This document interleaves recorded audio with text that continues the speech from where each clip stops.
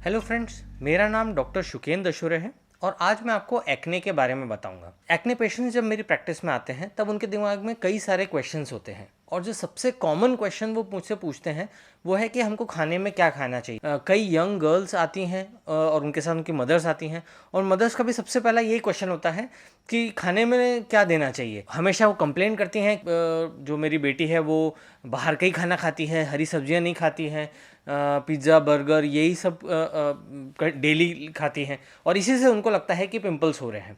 तो इस वीडियो में आज आपको मैं बताऊंगा कि जंक फूड से पिंपल्स हो सकते हैं या नहीं हो सकते, ये मैं क्लैरिफाई करूंगा। अब सबसे पहले तो हमको ये समझना चाहिए कि पिंपल्स फूड से नहीं होते। पिंपल का एक ही मेन कारण है, वो है हार्मोन्स। रिसर्च लिटरेचर में क्लियर एविडेंस एक्ने और फूड को लिंक करते हुए अभी तक एस्टेब्लिश नहीं हुआ है। हाँ, लेकिन कुछ फूड स्टफ्स हैं जिनका रिलेशन एक्ने के साथ पाया गया है और उनके बारे में आपको वन बाय वन मैं बताऊंगा। साइंटिफिक लिटरेचर में रिफाइंड फूड्स के साथ एक्ने का लिंक पाया गया है। रिफाइंड फूड्स से काफ़ी और भी प्रॉब्लम्स होती हैं, जैसे कि वेट गेन भी होता है। तो रिफाइंड फूड्स क्या होते हैं वो मैं आपको बताता हूँ। अनरिफाइंड फूड्स में मेनली जो चीज़ें आती हैं वो है green leafy vegetables, nuts, grains, meat, fish, eggs, ये अनरिफाइंड होते हैं। रिफाइंड में आता है जो पैकेज्ड फूड्स होते हैं, जैसे कि breakfast cornflakes, instant noodles, chips या किसी भी तरह का packaged oats, even bread is also a part of processed और refined food. Same caloric value का यदि हम रिफाइंड फूड और अनरिफाइंड फूड को कंपेयर करेंगे तो रिफाइंड फूड का ग्लाइसेमिक इंडेक्स ज़्यादा होता है।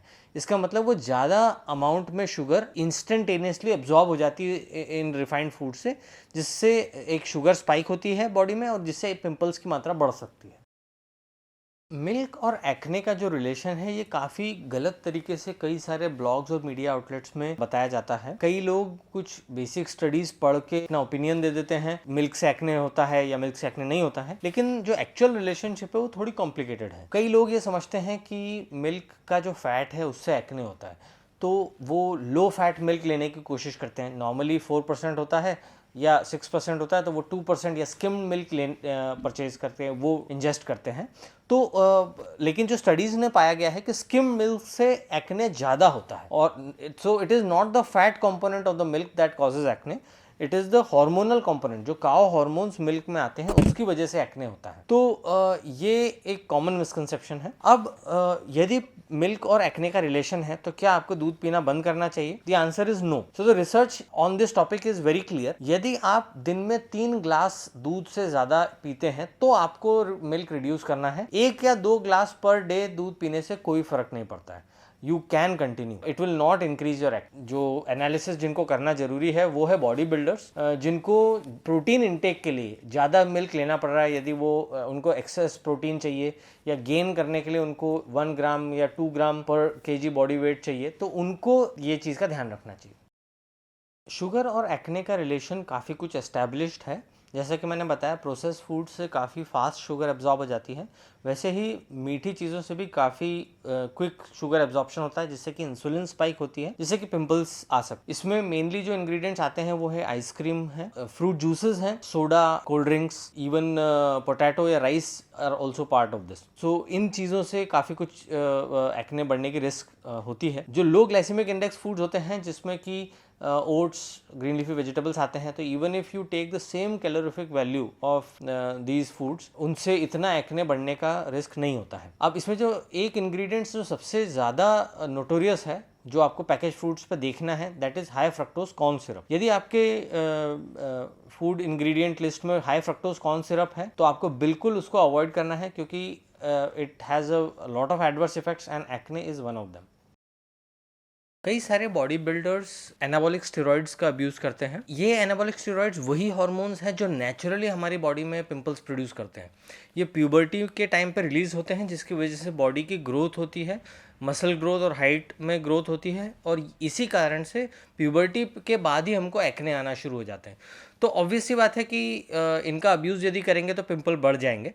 और जो स्टेरॉइड इंड्यूस्ड एक्ने होते हैं ये काफ़ी बड़े होते हैं, सिस्टिक पस्ट्यूलर टाइप के होते हैं, फेस और चेस्ट पे सबसे ज़्यादा पाए जाते हैं। क्रिएटिनिन एक दूसरा सप्लीमेंट है जो कि एक्ने बढ़ाता है, और इसके अलावा कई सारे जो दूसरे सप्लीमेंट्स हैं, इवन वे प्रोटीन भी बढ़ा सकता है। और ऐसा इसलिए होता है कि कई वे प्रोटीन में कार्बोहाइड्रेट की मात्रा बहुत ज़्यादा हो जाती है, तो ये एक तरह से शुगर का काम करता है। और जब जैसे ही वो पाउडर मिल्क में डिजॉल्व होकर फटाफट एब्जॉर्ब हो जाता है, तो वो शुगर एकदम बढ़ जाती है, जिससे कि इंसुलिन स्पाइक होता है और इससे भी पिंपल बढ़ सकते हैं। स्पेशली गेन फेज में ये काफ़ी होता है, जब बॉडी बिल्डर्स गेन करने की कोशिश करते हैं। जो लास्ट सप्लीमेंट है जो कि पिंपल्स बढ़ाता है वो है कैफ़ीन। कैफ़ीन जो है वो प्री वर्कआउट में यूज़ होता है, और रोजेशिया नाम का एक डिजीज़ होती है जो कि पिंपल जैसे ही होता है, उस चीज़ को ये प्रमोट करता है, जिससे कि फेस रेड हो जाता है और पिंपल्स बढ़ जाते हैं। जनरली हम वाइटामिन्स को सेफ़ मानते हैं, और एक्चुअली ऐसा होता भी है, लेकिन कुछ विटामिन सप्लीमेंट्स में पोटेशियम आयोडाइड या आयोडीन की एक्सेस मात्रा होती है, जिसकी वजह से पिंपल बढ़ सकते हैं। सिमिलरली बॉडी बिल्डर्स भी कई बार ओवरडोज करते हैं विटामिन्स पे और विटामिन सप्लीमेंट्स पे, और ऐसा पाया गया है कि विटामिन B12 के एक्सेस से भी पिंपल्स हो सकते हैं। रिसर्च में एक्ने और फूड का रिलेशन काफ़ी वीक दिखाया गया है, लेकिन प्रोसेस्ड फूड और शुगर के साथ काफ़ी स्ट्रॉन्ग लिंक पाया गया है। कंपैरेटिवली ऑयली फ्राइड फूड्स और खट्टे फूड्स से, जैसे कि आम है, अचार है, इन सब चीज़ों से रिलेशन कम पाया गया है। तो जंक फूड, चॉकलेट्स, ये सब आप इन मॉडरेशन ले सकते हैं, which is around maybe once और twice a month. But if you eat them daily, then definitely pimples के अलावा भी आपको बहुत सारी प्रॉब्लम्स हो सकती है। तो होपफुली आपको मेरा ये वीडियो पसंद आया होगा। आपको कोई भी डाउट्स हो तो मुझसे पूछ सकते हैं कमेंट सेक्शन में, या मुझे मेल भी कर सकते हैं। Thank you.